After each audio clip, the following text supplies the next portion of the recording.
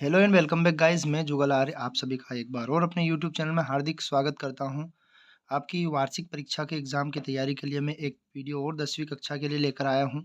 यहां आपकी वास्तविक संख्या और अध्याय 2 जिसका नाम बहुपद, अध्याय 3 रैखिक समीकरण का वीडियो लेकर आया हूं, जो आपकी परीक्षा की दृष्टि से बहुत महत्वपूर्ण है और वार्षिक परीक्षा में आने वाले क्वेश्चन आपके लिए तैयार किए हैं। यदि अभी तक आपने हमारे चैनल को सब्सक्राइब नहीं किया है, चैनल को सब्सक्राइब कर दे, बेल आइकन को प्रेस कर दे ताकि इसी प्रकार के वीडियो मिल सकें, और हमारी प्लेलिस्ट में जाकर प्रीवियस ईयर के वीडियो भी देख सकते हैं। तो पहले हम पढ़ते हैं अध्याय 1 वास्तविक संख्या है। तो वास्तविक संख्या रियल नंबर्स है। एक क्वेश्चन इनके सामने मैंने ईयर भी लिख दिए हैं कि ये ईयर में आए थे और इनकी संभावना ज़्यादा से ज़्यादा है 99.99% ये आपके पेपर में आने की संभावना है। पहला वाला देखते हैं, 96 और 404 का एचसीएफ। तो 96 और 404 का एचसीएफ निकालने के दो तरीके हैं, या आप भाग विधि से भी निकाल सकते हैं या आप अभाज्य गुणनखंड विधि से भी निकाल सकते हैं। तो इसका एचसीएफ 4 आएगा, ये सन 2019 में आया था। 91 और 21 का एचसीएफ, तो 91 और 21 का एचसीएफ आएगा 7 से, क्योंकि एक ऐसा कॉमन फैक्टर होना चाहिए जो मतलब 91 भी कट जाए और 7, तो ये 7 से कट जाएगा। 13 सतह 91 और 3 सतह 7 3 21। एचसीएफ ज्ञात करना है 6 और 20 का, 2023 का क्वेश्चन है, तो ये 2 से कॉमन फैक्टर रहेगा, तो 2 इसका आंसर रहेगा। इस प्रकार के ये क्वेश्चन आपके ऑब्जेक्टिव टाइप प्रश्न में आए थे। फिर यहाँ पर हम देखते हैं एचसीएफ ए इंटू बी, यानी दो संख्या हो गई यहाँ पर, ये पहली संख्या और ये दूसरी संख्या, इनका एलसीएम एचसीएफ, यानी एक सूत्र होता है एलसीएम गुणित एचसीएफ, दो संख्याओं का गुणनफल। तो दो संख्या कौन सी, ए और बी, तो ए इंटू बी कर दिया हमने। फिर परिमेय एवं अपरिमेय संख्या दोनों संख्या कहलाती है। कोई सी भी संख्या यदि परिमेय संख्या होती है या अपरिमेय संख्या होती है तो एक वास्तविक संख्या कहलाती है, जिसको रियल नंबर के नाम से जाना जाता है। √2 एक संख्या है, तो √2 एक अपरिमेय संख्या है। इससे संबंधित एक क्वेश्चन भी आपका एग्जाम में आएगा, वो मैंने आपको नोट कर दिया है पीछे और आपको बता दिया। 2023 में ये क्वेश्चन आया था। √5 एक संख्या है, तो √5 भी एक अपरिमेय संख्या है। यदि p एक अपरिमेय संख्या है तो q कैसी संख्या कहलाएगी। यदि p एक अपरिमेय संख्या है तो p कैसी संख्या कहलाएगी, तो p एक अभाज्य संख्या कहलाएगी, क्योंकि वह अपरिमेय संख्या है जिसमें भाग नहीं जाता है, वो अभाज्य संख्या कहलाती है, तो वहाँ p एक अभाज्य संख्या कहलाएगी। ये नोट्स आपके लिए बहुत मेहनत से तैयार किए हैं। ज़्यादा से ज़्यादा इस वीडियो को फॉरवर्ड करें। चैनल पर नए हैं, चैनल को सब्सक्राइब करना ना भूलें। यदि a बराबर बी क्यू, तो ए और बी क्या संबंध होगा। तो यहाँ पर हम जानते हैं एक यूक्लिड विभाजन हुआ करती थी जो आजकल हटा दी है, पर फिर भी ये 2022 में आया था वो क्वेश्चन, तो मैं आपको बता देता हूँ कि a बराबर बी क्यू प्लस आर। यहाँ a आपका भाज्य होता है, b मतलब भाज्य बराबर भाजक गुणित भागफल प्लस शेषफल। यहाँ शेषफल 0 है, इसलिए a का संबंध भाज्य से है और b का संबंध भाजक से है। फिर आगे की तरफ बढ़ते हैं।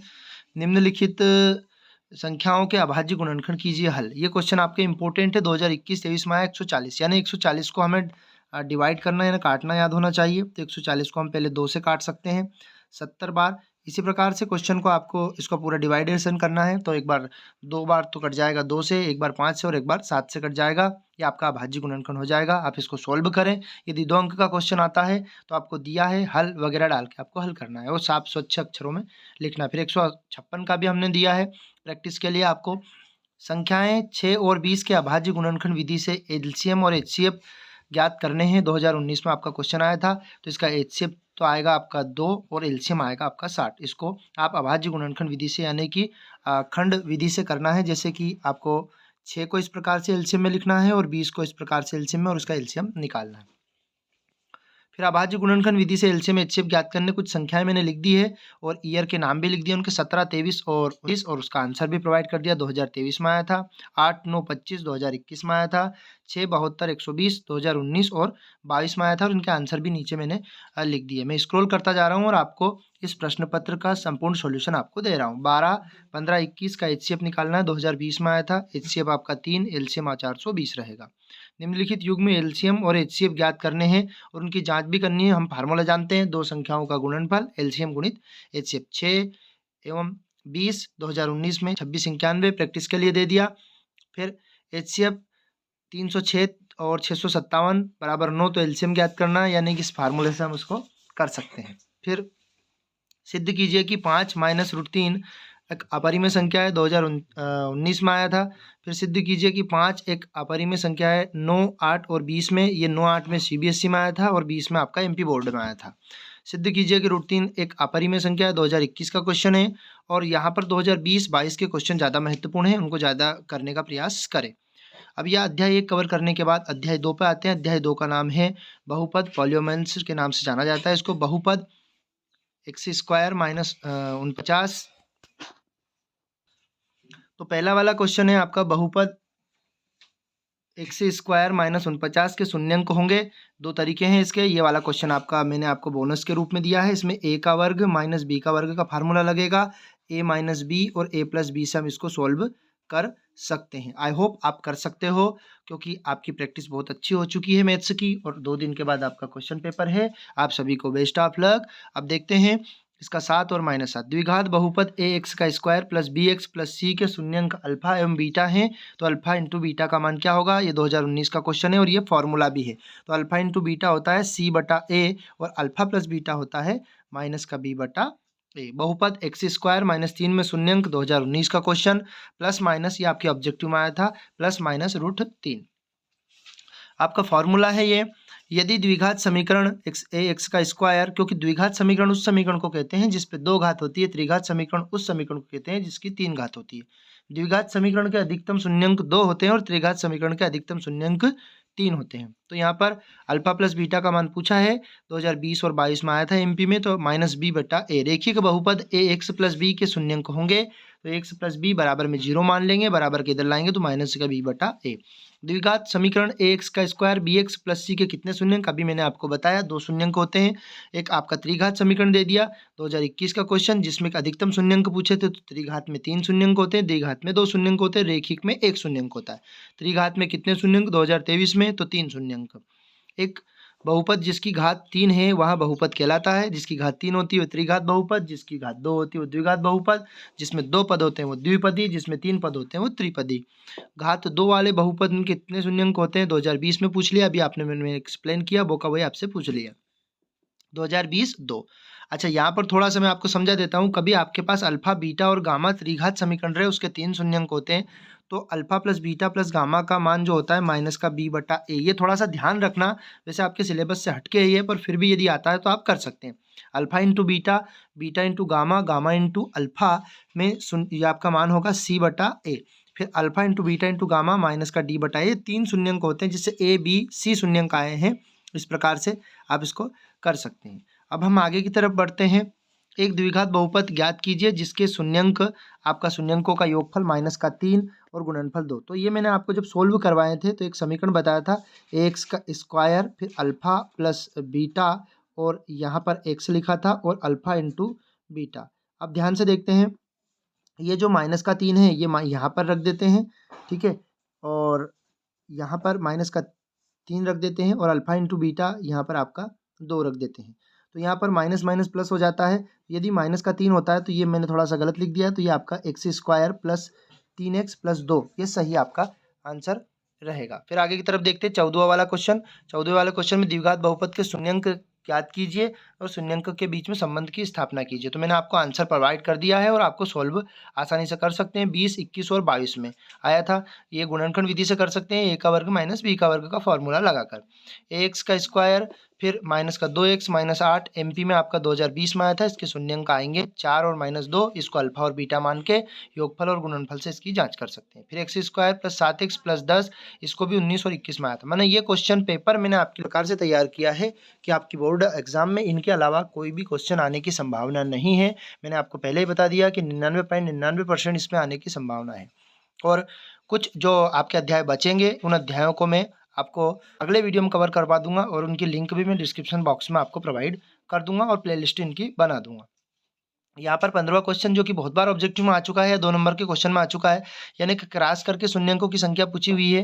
तो आपको जहाँ जहाँ ये एक्स अक्ष पर क्रॉस करे वहाँ पर शून्यंक होते हैं। तो यहाँ पर आपको 3 बार क्रॉस किया, 1, 2 और 3, तो 3 शून्यंक। इसमें 2 बार क्रॉस किया एक्स अक्ष पर तो इसके 2 शून्यंक। और जहाँ पर एक्स अक्ष पर क्रॉस नहीं करते उसके शून्यंक 0 होते हैं, जो कि 2021 में आया था।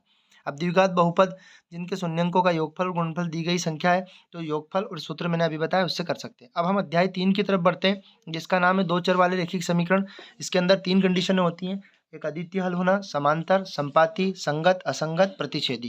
तो यहाँ पर समीकरण निकाय A1/A2 बराबर B1/B2 बराबर नहीं है C1/C2, तो कोई हल प्राप्त नहीं होगा। इसको असंगत, माने इसमें ऑब्जेक्टिव में तो पूछा था आपका 2019 में केवल ये कि क्या प्राप्त होगा, ऑब्जेक्टिव में दिया था, पर मैंने आपको तीनों बता दिए। यदि कोई हल नहीं होता है तो उसको असंगत कहा जाता है और उसकी एक कंडीशन समांतर की भी होती है। फिर आपके दो समीकरण युग्म दिए हैं और पूछा गया है कि एक, हाँ, रेखिक समीकरण AX का जो द्विघात दो रेखिक समीकरण दिए गए हैं, जो 2021-22 का क्वेश्चन है, जो कि ऑब्जेक्टिव में पूछा था, केवल पूछा था, कंडीशन पूछी थी उसमें कि एक अद्वितीय हल होने की कंडीशन क्या होती है। तो अद्वितीय हल होने की कंडीशन A1/A2 बराबर नहीं है B1/B2, जिसका एक नाम और है प्रतिच्छेदी, और संगत भी इसको कहा गया है।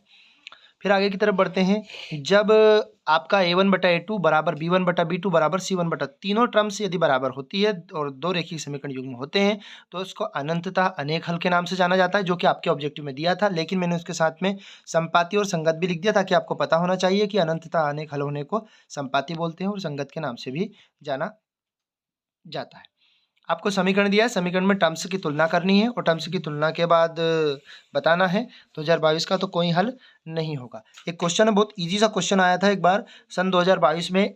यदि x + y बराबर 8 है तो x का मान 3 है, तो y का मान पूछा था। तो x की जगह पे 3 रखेंगे तो बराबर के उधर ले जाएंगे, तो 8 में से 3 जाएगा तो आपका 5 बच जाएगा 2022। इसी प्रकार का 4 दे दिया था तो आपको 5 दे दिया था, तो 1 घटा के आपको आंसर लाना था उसका 4। फिर यहाँ पर एक कथन दिया गया है, जिसको आपको समीकरण के रूप में, रेखिक समीकरण के रूप में लिखना है। रेखिक समीकरण उसे कहते हैं जिसकी कोई घात नहीं होती है। 2020 में पूछा था कि यहाँ पर 3 गेंद और 6 बल्ले का मूल्य 3900 रुपये, तो 3x + 6y बराबर 3900। इसी प्रकार दूसरी कंडीशन बनेगी, एक बल्ले का तो माना एक बल्ले का x माना था और y माना था, तो x + 2y बराबर 1300। फिर यहाँ पर दो चर वाला x और y के रेखिक समीकरण का मानक रूप, यानी कभी भी मानक रूप पूछे तो आपको a और b के रूप में लिखना है। ax + b y बराबर c, ये 2021 का क्वेश्चन है। फिर आपसे एक बार और पूछा A1/A2 B1/B2 C1/C2 से तुलना कर आपको बताना है कि ये संगत है कि असंगत।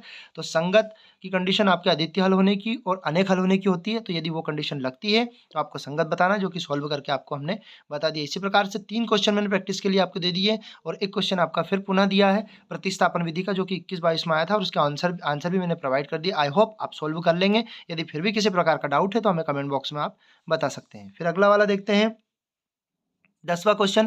मैंने इसमें समस्याएं लिखी, यानी कि हिंदी में जो क्वेश्चन होते हैं उनको समस्याएं बोला गया है। दो संख्याओं का अंतर 26 है तथा एक संख्या दूसरी संख्या की 3 गुनी है, तो इसका पहली संख्या आपकी 39 आएगी और दूसरी संख्या आपकी 13 आएगी। आई होप आप सोल्व करेंगे। दो संपूरक कोणों में बड़ा कोण छोटे कोण से 18 डिग्री अधिक है। 2020 का मोस्ट इंपोर्टेंट क्वेश्चन, बार बार रिपीट होता है। इस क्वेश्चन को आप अवश्य करके जाएं। वैसे तो इस पेपर को आपको संपूर्ण सोल्व करना, प्रैक्टिस करनी है, और दूसरा पेपर आपके लिए मैं जल्दी से जल्दी प्रोवाइड करने वाला हूँ। फिर अगला वाला क्वेश्चन है आपका, जिनमें आपको मैंने 4 क्वेश्चन दिए हैं, जो कि ईयर वाइज है क्वेश्चन 2022, 21, 22, फिर 23 में, और सारे आंसर भी मैंने प्रोवाइड कर दिए। फिर विलोपन विधि स्पेशल में, जिसके सामने मैंने विलोपन लिख दिया, उसको विलोपन हल करना, और यदि उसमें मान कुछ नहीं आता x y का तो उसका कोई हल नहीं हो सकता। फिर भिन्न वाला एक सवाल दे दिया, फिर 2 अंक वाली एक संख्या का सवाल दे दिया और उनके आंसर भी मैंने दे दिए। फिर संतरे वाला सवाल। आप सभी छात्र छात्राओं को बेस्ट ऑफ लक। आपका पेपर आप ध्यान से दें, शांति से करें, स्वस्थ रहें, मस्त रहें। इसी प्रकार के वीडियो मैं आपके लिए लाता रहूँगा, रोचक वीडियो, और आपको प्लेलिस्ट में हम प्रोवाइड करते रहेंगे। यदि आपने अभी तक हमारे चैनल को सब्सक्राइब नहीं किया है, चैनल को सब्सक्राइब कर दे, बेल आइकन को प्रेस कर दे, ताकि इसी प्रकार के नए वीडियो आपको मिलते रहे। जय हिंद साथियों, अगले वीडियो में जल्द हम आपसे मिलते हैं। Tata, bye bye.